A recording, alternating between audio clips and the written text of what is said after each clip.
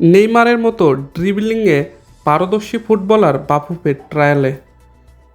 England প্রবাসী এই footballer বাফুফেতে trial দেওয়ার জন্য ৫,০০০ মাইল দূর থেকে নিজের শেকড় বাংলাদেশে এসেছেন।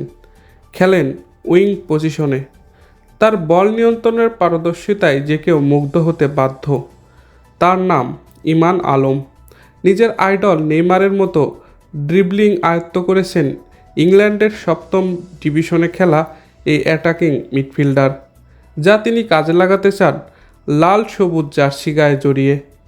মেধাবী ফুটবলারের খোঁজে গত শনিবার থেকে শুরু হয়েছে বাফুফের BFF next global star trial. আজ ট্রায়ালের শেষ দিন। ইমানসহ সেখানে অংশ নিয়েছে মোট ৪৮ ফুটবলার। ইমানের বাংলাদেশের হয়ে খেলার তীব্র ইচ্ছা। তিনি বলেন, নেইমার আমার প্রিয় ফুটবলার। আমি তাকে দেখে অনেক স্কিল আয়ত্ত করেছি, সেগুলো আমি ফুটবলে দেখানোর চেষ্টা করি। বাংলাদেশে সুযোগ পেলে সমর্থকরাও দেখতে পারবেন। যে কোনো লেভেলের ফুটবল হোক, আমি আমার স্কিল কাজে লাগানোর চেষ্টা করি।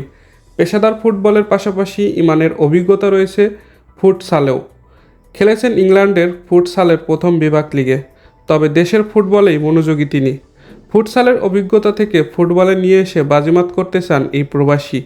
সুযোগ পেলে খেলতে চান বাংলাদেশের জাতীয় ফুটসাল দলেও।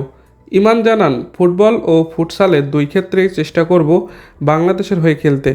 ফুটসালের চেয়ে ফুটবলেই আমার মনোযোগ বেশি, তবে যে কোনো ধরনের ফুটবলই হোক, বাংলাদেশের হয়ে খেলতে পারলে আমি আনন্দিত হব। ইংল্যান্ডের প্রফেশনাল ফুটসালে খেলেছি, সেই অভিজ্ঞতা ফুটবলে নিয়ে আসতে চাই।